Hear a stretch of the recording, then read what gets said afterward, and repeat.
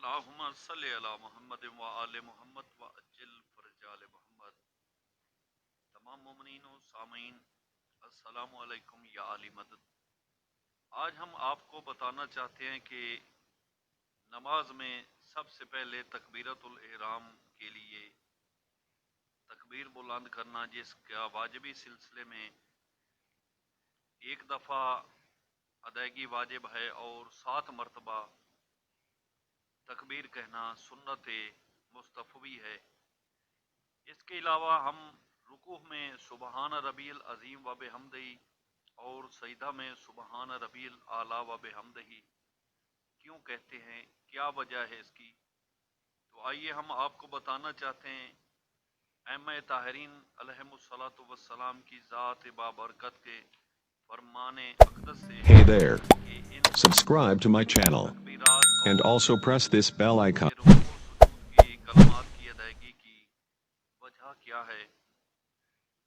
تو اس کا سلسلہ روایت کچھ یوں ہے کہ علی بن حاتم کہتے ہیں کہ میں نے قاسم بن محمد سے، اور وہ کہتے ہیں کہ میں نے حمدان بن حسین سے، اور وہ کہتے ہیں کہ میں نے حسین بن ولید سے، اور وہ کہتے ہیں کہ میں نے حسین بن ابراہیم سے، اور وہ فرماتے ہیں کہ میں نے ہشام بن حکم سے، اور وہ کہتے ہیں کہ میں نے ابو الحسن سرکار امام موسیٰ ابن جعفر علیہ الصلوۃ والسلام کی ذات بابرکت سے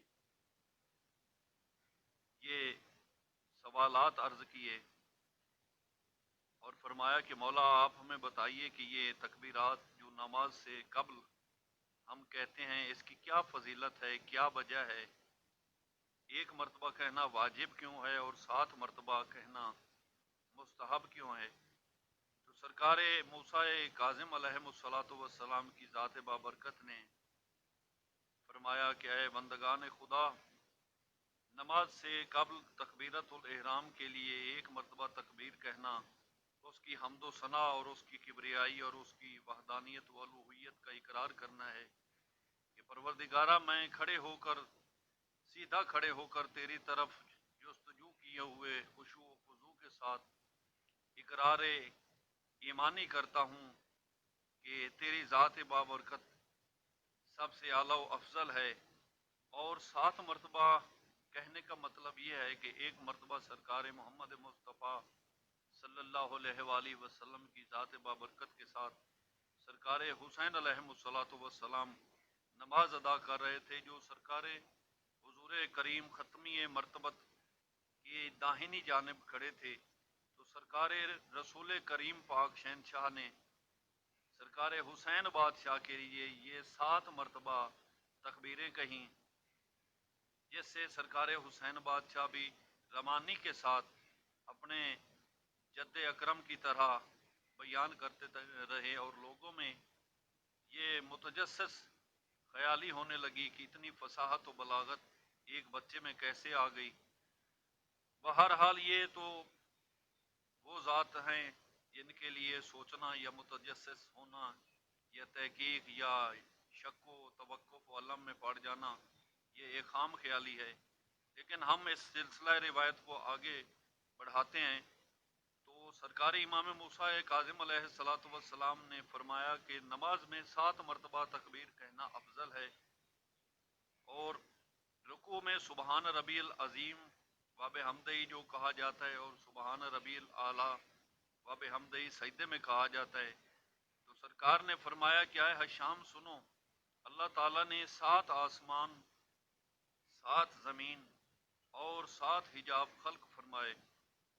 سرکار ختمی مرتبت نبی مکرم سرکار محمد مصطفیٰ صلی اللہ علیہ وآلہ وسلم کو جب معراج اقدس پر لے جایا گیا اور آپ اپنے رب عظیم کے اتنا قریب ہوئے، جیسے قرآن پاک اس کی تصدیق کرتا ہے، کعبہ قوسین او ادنا، یعنی 2 کمانوں کے درمیان یا اس سے بھی کم کا فاصلہ۔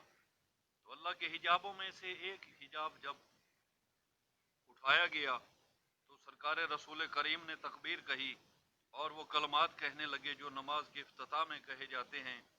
پھر جب دوسرا حجاب اٹھا تو سرکار نبی کونین نے دوسری تکبیر کہی، اور اسی طرح ہوتا رہا 7 حجاب جب اٹھ گئے، آپ صلی اللہ علیہ وآلہ وسلم نے 7 مرتبہ تکبیر کہی. اسی بنا پر نماز کی افتتاح میں 7 تکبیریں کہی جاتی ہیں. پھر آپ صلی اللہ علیہ وآلہ وسلم نے اللہ کی عظمت کو جو دیکھا تو اسے یاد کیا اور لرزہ بر اندام ہوئے اور گھٹنوں کے بال جھک گئے تو کہنے لگے سبحان ربی العظیم و بحمدہ.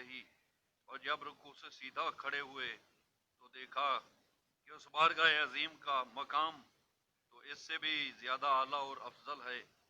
یہ دیکھ کر آپ منہ کے بل گر گئے اور کہنے لگے سبحان ربی الاعلیٰ و بحمدہ. یہ آپ صلی اللہ علیہ وآلہ وسلم 7 مرتبہ آپ نے کہا تو وہ روب اور خوف رک گیا. اسی بنا پر یہ سنت جاری ہوئی. اس کے علاوہ سرکار امیر کائنات سرکار علی بن ابی طالب علیہ الصلوۃ والسلام سے حسین بن علی علوی نے دریافت کیا تو امام عظیم نے فرمایا کہ پہلی تکبیر جو نماز میں ہم دونوں ہاتھ اٹھاتے ہوئے کہتے ہیں، اس کا مطلب یہ ہے کہ اللہ سب سے بڑا ہے اور وہ ایک اور ایسا اکیلا ہے کہ اس کی مثل کوئی شے نہیں، کسی شے پر اس کا قیاس نہیں ہو سکتا. حواس خمسہ ظاہریہ اس کو چھو نہیں سکتے اور حواس باطنیہ اس کا ادراک نہیں کر سکتے. اس شخص نے پوچھا آپ علیہ السلام رکوع میں اپنی گردن بڑھائے ہوئے کیوں رکتے ہیں؟ آپ علیہ الصلوۃ والسلام نے فرمایا کہ اے بندہ خدا، اس کا واقعی مطلب یہ ہے کہ پروردگار عالم، میں تیری وحدانیت، تیری الوہیت اور تیری ذات کریم کو افضل و اعلیٰ مانتے ہوئے اپنی گردن کو پیش کرتا ہوں. اگر میری گردن کٹ بھی جائے تو پھر بھی میرا یہ اقرار ہمیشہ تیری ذات عظیم کی وحدانیت کا اقرار کرتا رہے گا.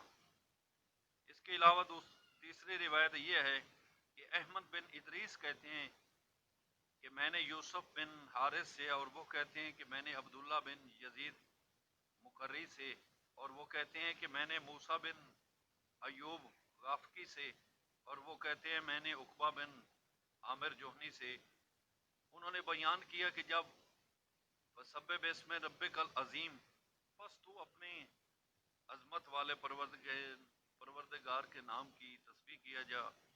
سورہ واقعہ آیت نمبر 74 نازل ہوئی تو ہم لوگوں نے رسول کریم صلی اللہ علیہ وآلہ وسلم کو فرمایا کہ اسے تم لوگ اپنے رکوع میں قرار دے لو، اور جب Hey تم there. بسم ربک الاعظم Subscribe to my channel. میں And also لفظ press بھر this کر bell icon. پروردگار کے نام کی تسبیح کیا کرو.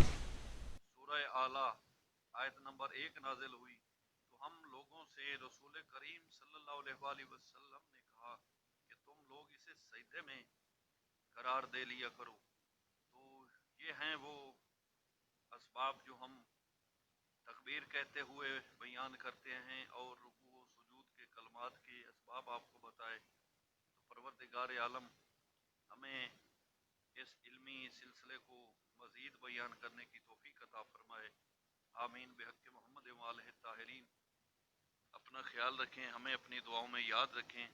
اگر ہمارے اس علمی تقاضے کے یہ چھوٹے چھوٹے سے جو پوائنٹس آپ کو ہم شیئر کرتے ہیں پسند آئیں تو ہمارے چینل کو سبسکرائب کریں. اللہ پاک آپ کو عزت و کامرانی عطا فرمائے. اللہم صلی علی محمد وآل محمد. والسلام. اللہ حافظ.